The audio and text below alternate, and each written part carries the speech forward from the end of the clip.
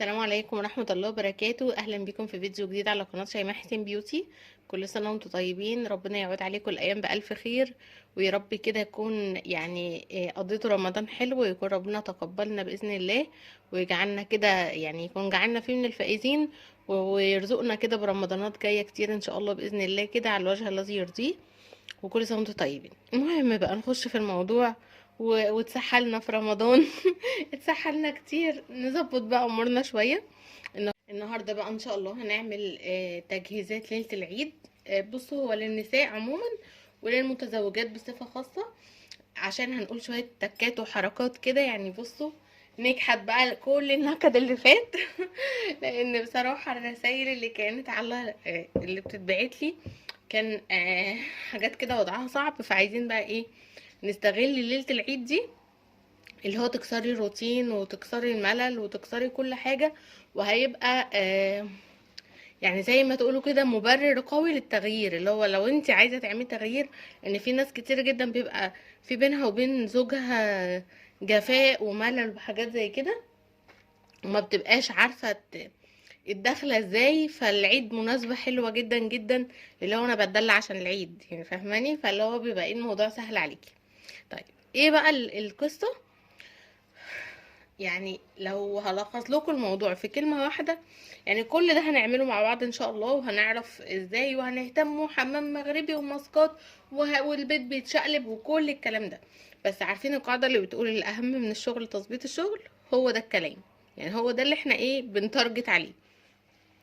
مش مشكلة، انت ممكن تعملي حمام مغربي وتعملي اغلى ماسك في العالم، وبشرتك تحفة وجسمك يجنن، وشارية لانجرهات بحاجات بمبلغ وقدره، وبصي عاملة شغل عالي، بس مثلا قلبة وشك هيفيد بايه ده كله؟ ف... فالمهم هو الفكرة كلها في الأهم من الشغل تظبيط الشغل. لو انت عايزة تقضي عيد حلو وتبقى حياتك كلها مع جوزك حلوة، خليكي ايه اللي هو اتدلعي بذكاء، اعرفي تسوقي لنفسك ازاي، وهكذا. فالمهم ان انت مثلا انت شارية شوية حاجات كده هتلبسيها على العيد. مش مجرد ان انت جبتي الحاجة ورحتي مثلا اشتريتي بيبي دول مثلا، ولا لانجري، ولا اي نوع من انواع الملابس اللي انت ناوية تلبسيها وكده، وتلبسي من سوكات. لا، ايه، اعملي شو. على قد ما تقدري تعرفي تعملي شو، اعملي شو. اللي هو مثلا، ده انا بص، ده انا في العيد استنى بس عليا، ده انا محضره لك كام سربرايز، كل سربرايز انا احمل اللي قبلها كده. انت شاريه عادي هدوم زيك زي اي حد، والناس كلها بتجيب حاجات جديده في العيد، فانت لا، مش هتلبسي وخلاص كده، لا، ايه، شغلي دماغك واهتمي بكل القطع اللي انت هتلبسيها قدام جوزك، وكل حاجه فيهم زي ما بقولك اعملي عليها حكايه وحوار وكده، مش اللي هو تلبسي من سوكات. وبالمناسبه دي برضو، عشان انا ما وريتكوش هنا، عشان الناس اللي مش مشتركه في قناتي التانية ما شافوش، البيبي دول ده تحفه تحفه. في ناس كتير بتحصر نفسها، لا اما في اللانجريهات، او لما بتحب تلبس لبس دلع بتلبس لبس الخروج بتاع البنات. ده حلو جدا، ما فيهوش اي حاجه ان احنا اللي هو عشان ما يبقاش محروم من حاجة. ولو احنا ملتزمات وبنخرج بلبس ملتزم، فبنبقى عايزين في البيت بقى نلبس ليجن وجواكت جلد بقى وبوتات وسكيرت وكل الحاجات اللي البنات اللي هي ممكن يكون شكلها مش ملتزم بتخرج بيها. فاحنا بنبقى عايزين ايه، ما نحرمش نفسنا من حاجة في البيت، وفي نفس الوقت هو كمان عشان يغض بصره وكده. ماشي، حلو حلو جميل، مش وحش، بس ما تحصريش نفسك في الحتة دي. انت ما ينفعش تفضلي قاعده قدام جوزك طول الوقت بلبس خروج، فهماني؟ لا. وبرده مش اللي هي طول الوقت البيجامات اللي هي عمليه قوي قوي، اللي هي كيوت كده في نفسها وعليها حاجات كده تحسيها اطفالي في نفسها. لا، انت محتاجه ايه، تبقي تلبسي من كل حاجة. ما تقوليش ان مثلا الستايل ده لا لوكال اوي، لا، هما بيحبوا اللوكال، عارفين الدفايات. كنت بكلم واحدة قالت لي ايوه فعلا، انا مرة كنت لابسة دفاية بتلبس تحت الهدوم وعجبت جوزي جدا. هو كده، هو كان بيبي دول عادي جدا جدا، بس يكون مجسم شوية في تفاصيل معينة، خفيف، فاهماني؟ فانت المفروض يكون عقلك شغال، مش ان انت تمشي مع الترند او الموضة او الحاجة زي كده. لا، اعرفي اللي بيلفت نظر الزوج ايه في اللبس، فاهماني؟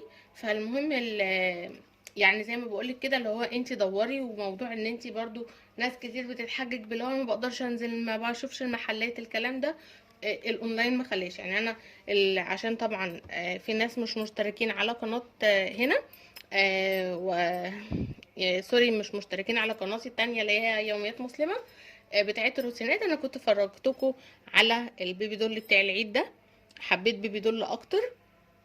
وده بقى بصوا الستايلات اللي زي كده اهي، دي بقى اللي هي يعني ايه، عملية وناعمة وجذابة وكل حاجة. القماشة بتاعتها، القماشة دي تحفة جدا في اللبس، اللي هي عامله زي الليكرا كده، بس هي قطن، بس يعني بتمط كده وتاخد شكل الجسم، فبتبقى يعني بتبقى حلوه جدا وجذابه جدا جدا، وبتخلي شكل جسمك جميل. بس طبعا يعني كل جسم انت ادرى بنفسك، اللي هو يعني ما يبقاش برضو فيه ديفوهات كتيره قوي وتلبسي حاجه مثلا هتبين الديفوهات دي، لا يعني اللي هو اختاري الحاجه المناسبه ليكي وما تحصريش نفسك في حاجه معينه. وبرضو في كده زي دانتيل بسيط. المهم ان انا هحط لكم لينك البيج اللي انا جايباه منها.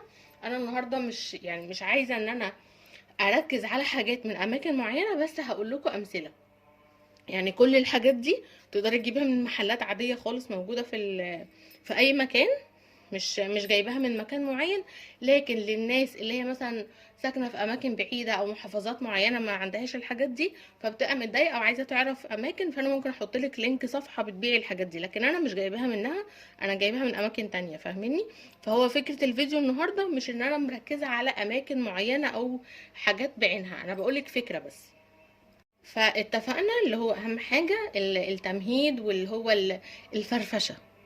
والله بجد مش بهزر والله العظيم، يعني بجد الفرفشه والابتسامه، واللي هو انت مش واخده كل حاجه على اعصابك، ومش يعني اوحش حاجه بتحصل في العيد والخناقات اللي بتحصل العيد بسبب رفع سقف التوقعات. اللي هو هو بيبقى متخيل منك حاجات معينه، وانت بتبقى متخيله ان احنا هنقضي العيد بشكل معين، فلو اي حاجه في عقله او عقلك من اللي في عقله او عقلك ما حصلتش، بيبتدي ايه بقى، نتضايق. لا، كبروا دماغكم، عدي عادي، اللي حصل حصل، واللي ما حصلش يتعوض ان شاء الله العيد الجاي كده. يبقى تارجتك او هدفك اكتر حاجه اللي هو ننبسط ونسيب ذكرى حلوه لبعض. فما فيش احلى من الاعياد، ربنا عز وجل عاملها لنا عشان تبقى بهجه وسعاده لينا. فما ينفعش ان احنا نيجي وايه ونقفش بقى في النكد. يعني اعوذ بالله بجد من البوستات اللي بتبث طاقة سلبية جدا جدا في أعياد المسلمين بالذات. يعني بجد تلاقي مش عارفة في ايه، اللي هو قاعدين في البيت، طب ما نعمة من عند ربنا، ما نقعد في البيت، ما نقعد في البيت بشكل حلو، البسي بيجامة حلوة واعملي أجواء حلوة واتبسطوا مع بعض. يعني هي قعدة البيت دي نعمة من عند ربنا. قادرين ننزل ننزل عادي. يعني فاهميني؟ اللي هو يعني ده توافر ماشي، ما توافرش خلاص نبسط نفسنا بالمتاح. لكن ما ينفعش ان احنا نكون نرفع سقف توقعاتنا، فلو ما حصلش حاجة ننكد على نفسنا. في اكتر ايام ربنا عز وجل بيبقى بعتها لنا نفرح بيها نفسنا، يعني ايه، نعمل ريفرش كده لحياتنا. فاهميني؟ المهم هنعمل حمام مغربي، وهنعمل حاجات. برضو عملتي حمام مغربي ما تسكتيش، لا لا مش هنعمل حاجه احنا ساكتين. انتي مثلا جبتي حمام مغربي وريهوله، ده انا بص بقى جايبه، وعشان بقى بشرتي، وعشان مش عارفه ايه، ده انا هبقى عروسه، ده انا هرجع عروسه تاني. عملتيه وتمام، وطلعتي بقى ودهنتي جسمك لوشن وتمام. تروحي له بص ايه رايك في النعومه كده، اللي هو لازم تعرفيه ان انتي يعني ايه، دماغك شغاله بتعملي مجهود. لان في ستات كتير جدا والله فعلا ما شاء الله زي القمر، وفي منتهى النظافه، ويعني بيبذلوا كل، يعني بيعملوا كل حاجه، بس بيشتغلوا في صمت. لا هم الرجاله مش عايزين صمت، طب ما عايزين ايه؟ لا اعملي قلق. اعملي قلق واعملي حوارات عشان تسلكي معاهم. فالمهم نخش بقى، انا كده اديت لكم الفكره الاساسيه، دي اهم حاجه. كل اللي احنا هنقوله بعد كده ده يعني مهم بس يعني مش هو ده اهم حاجه بالنسبه للمتزوجات بالذات. ان شاء الله باذن الله، يا رب يا رب بعد العيد بقى كده. بصوا ده انا مرقده للرجاله. الرسايل اللي كانت بتجيلي والله العظيم شايله ومعبيه. ان شاء الله اعمل لكم كل فيديو عن احمد تاني ان شاء الله باذن الله. ربنا كده يرزقنا طول العمر في الرضا ونكمل مع بعض السلاسل اللي انا يعني محضراها ان شاء الله. المهم نخش بقى اول حاجه، اهم حاجه زي ما بقولك، الحاجات اللي هي ايه، العلطه، وان انت تبقي ايه باين عليك بربرق كده. يعني مش بشكل لوكال طبعا، ومش بشكل مبتذل، بس اللي هو باين عليك العيد. بقى ابعدي عن السيمبل بقى في كل حاجه، ابعدي عن البرفيوم الهادي اللي هو ما حدش بيشمه غيرك، ابعدي عن الاكسسوارز السيمبل، لا يعني ده عيب بقى. يعني ايه زغللي عين الراجل كده معايا. فالمهم، اول حاجه طبعا الشاور، شاور العيد. لا اما عندك اوبشن ان انت تعملي حمام مغربي تمام، ما عندكيش اوبشن خلاص خدي يعني خدي شاور بس شاور محترم. سيبي نفسك تحت المية الدافية شوية وخدي شاور بريحته حلوة، وخصوصا لو هو قاعد كده يكون ريحة الحمام دي فواحة كده وطالع منها يعني ريحة حلوة. مش هقول لكم على ماركات معينة، يعني ده مثلا بتاع ماي ويفز ده بصراحة ريحته هادية. لو في حاجة اقوى من كده، اهم حاجة ان هو حاجة بس ما تكونش بتنشف الجسم، حاجة حلوة وريحتها حلوة. وبالنسبة بقى، جربت ده بتاع ايفا، ده من اي سوبر ماركت، من كازيون او بيم او الحاجات دي. بصراحة تحفة، مفيش هاند ووش ريحته جميلة وبتثبت في الايد زي بصراحة الهاند ووش بتاعه ايفا، عجبوني بشكل غير عادي. هما بصراحة يعني مرة جبته كان ب28 ومرة كان ب35، فاللي هو يعني مش غالي قوي. لكن هو بجد لما تغسلي بيه ايدك كده، لو مثلا يعني ايدك انت محتاجاها تطبطبي على الراجل حاجه، الحاجات دي كلها ايدك لازم تكون ريحتها حلوه، هتاكليه. يعني كل الحاجات دي ايدك لازم، ايدك بالذات. يعني افرض مثلا بيشكرك على حاجه وجاي يبوس ايدك، تخيلي بقى ريحه ايدك لو هي ريحتها وحشه. فريحه الايد مهمه جدا. فالهاند ووش ده ريحته فظيعه بس قويه جدا. لو انت بتجزعي من الروائح الجامده مش هيعجبك، في اللي لونه ابيض تحفه، تحفه بقى وجميل، واللي هو ثابت وهادي في نفس الوقت. تمام. طيب عايزه بقى تدلعي قوي وتظبطي الدنيا قوي، يبقى حمام مغربي. بجد هو شغل العرايس كله. يعني هو فعلا انت عايزه جسمك يبان عليه قوي النظافه والنعومه وتحسي فعلا انت بتلمعي كده، يبقى حمام مغربي. مش عايزه يعني اشغلكم قوي بتفاصيل الحمام المغربي، بس هو خشي على الفيديو بتاعي، هو امشي بطريقه ال10 دقايق. بس هفتح العبوه دي كده معاكم. كل الحاجات دي ممكن تلاقوها على جروب اسماء، بس انا زي ما بقول لكم جايباها من محلات عاديه خالص، يعني في اي حته. تمام. ايه بقى طريقه ال10 دقايق في الحمام المغربي؟ ان انتي اختصارا كده، لو عايزه تشوفي الفيديو بالتفصيل شوفيه، اكتبي الحمام المغربي شيماء حسين بيوتي هيطلع لك. فالطريقه ايه؟ طريقه ال10 دقايق ان انتي هتقفي تحت الدش 10 دقايق كامله بميه سخنه على قد ما جسمك يتحمل. ليه بنطر الجلد؟ بعدين هتطفي الميه خالص وتبتدي تاخدي من من الصابون المغربي ده، بيبقى ده كده القوام بتاعه، تاخدي وتبتدي تفردي على جسمك كله. تمام. يعني تاخدي جزء كده وتبتدي تفردي على دراعك جزء تاني وعلى دراعك التاني وهكذا لحد ما تخلصي جسمك. بعدها هتسيبي الصابون على جسمك لمدة 10 دقايق تانيين. تمام كده. الليفه دي مش وقت استخدامها خالص. بنعمل ايه؟ مش بنقشر بيها. يعني في ناس بتفتكر ان انت تقشري بيها الصابون، لا دي ما بيجيش عليها الصابون اصلا. انت بعد ما بتخلصي الصابون بيفضل على جسمك 10 دقايق، بتبتدي تشطفي جسمك. ده بقى وقت الليفه بتبليها كويس وتبقى منديه كده، او تكوني نقعاها الاول في شويه ميه وبعدين في ميه دافيه. وبعدين بعد ما شطفتي جسمك خالص هتقفلي الميه تماما وتبتدي تلبسي الليفه المغربيه، وتبتدي تعملي ايه؟ حركة دائرية كده. هتقشري الجزء ده تخلصيه تقشري ده، وهكذا لحد ما تخلصي جسمك كله برقبتك بكله ما عدا الوش. كل الجسم ما عدا الوش. هتلاقي بقى اللي هي الفتل بقى والحاجات دي بتطلع، يبقى كده خلاص احنا شلنا الجلد الميت. هتطلعي بقى ترطبي باي لوشن. بصوا، هو الفيديو اللي فات انا يعني كنت جايبه لكم حاجه سيره بجد، حاجات روعه لا يعلى عليها. لو هي موجوده عندك يبقى يا ريت استخدمي حاجه سيره افضل، عشان طبعا هي حاجات طبيعيه وفعلا ترطيبها عميق جدا. لو مش متوفر عندك اي لوشن كويس انت بتحبيه وتستخدميه، يبقى رطبي بيه جسمك، او تطلعي من الحمام تتنشفي وترطبيه كده، انت بقيتي عروسه. تمام. وبعدين بقى الدلع بقى، واللي هو زي ما قلنا ايه الاهم من الشغل؟ تظبيط الشغل. مش هنسكت كده، لا يعني عايزين نورد الجسم كده ويبقى ياخد لون وردي. فهيبقى ممكن اصلا اللوشن بتاعك تخلطي عليه حته كده ايه من الكريمات اللي هي بتاعت دم الغزال دي. لو مش حابه كده يبقى على المناطق الغامقه. اي مناطق غامقه في جسمك هتدهني عليها اولا كعب الرجل طبعا، انت وبتعملي حمام مغربي، في الحبه ممكن تكون اللي انت سايبه عليهم الصابون تكوني ناقعه رجلك في طبق ميه كده، وبعدين تبتدي ان انت تقشري كعب الرجل، لو في جلد ميت تقشريه بالمبرد بتاع الرجل. وبعدين بقى لما تطلعي وتظبطي نفسك بعد ما تدهني رجلك باللوشن او باي كريم ترطيب، تروحي حاطه حبه بقى من الايه، الكريم بتاع دم الغزال ده.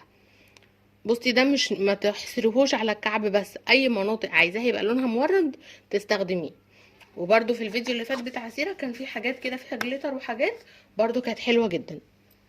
بس المهم ده تدهنيه بقى على كعب رجلك، على عند الكوع لو لون الكوع عندك غامق ومتضايقه منه، على الركب، فاهماني؟ بس كده. وبالنسبه بقى للوش برضو تعملي سكراب. السكراب ده انا لسه جايباه اول مره اشوفه، ما اعرفش بقى، مش عارفه اقول لكم ريفيو عنه، بس هو حلو ان الحبيبات بتاعته خفيفه فتقدري ان انتي، وريحته ورد كده لذيذ.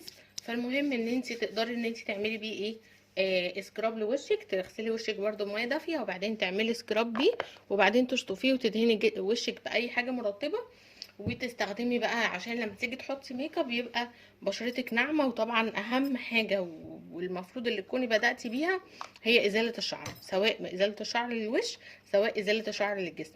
هتستخدمي الطريقه اللي انت حباها. يعني من افضل انواع السويت اللي موجوده في الصيدليات سويت افوفا، موجود برده في الجروب اللي انا هحطها لكم، وبرده الشفرات بتاعت افوفا حلوين جدا جدا. مش عارفه مش مكتوب عليها ليه، بس انا اعتقد هي افوفا مصري طبعا، كل الحاجات دي مصري تمام، او يعني على الاقل مش مقاطعه اقصد. فهو انت بتستخدمي الشفرات هتجدديها بقى، يعني ما تعمليهاش قبل العيد بكام يوم، لا يعني ليله العيد بالليل كده تكوني مظبطه نفسك بيها. مش هتقدري، يبقى يا ريت بقى تعملي سويت، ده هيفضل ايه بقى، تفضلي طول ايام العيد انت كده تمام، بشرتك ناعمه وحلوه جدا، ده لو انت بتستحملي السويت.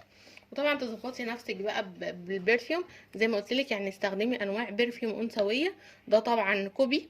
ف فالبراند نفسه او النوع البرفيوم نفسه ممكن تركبيه عند اي تركيب عطور. فهو بصراحة بحب ريحة اللي هو تريزور ميد نايت. المهم اي ريحة انثوية، يعني اي ريحة انثوية ناعمة بحب ريحته قوي. ريحة جود جيرل شغال، اي حاجة بتاع فيكتوريا سيكريت، اي حد عندك بيعرف يركب عطور بطريقة نظيفة ومظبوطة ركبي العطور الانثوية. يعني ممكن اديكي اسماء: جود جيرل، تريزور، سكاندل، فاهميني؟ كل الانواع دي تمام جدا وبتبقى ريحتها ناعمه وانثويه وجميله.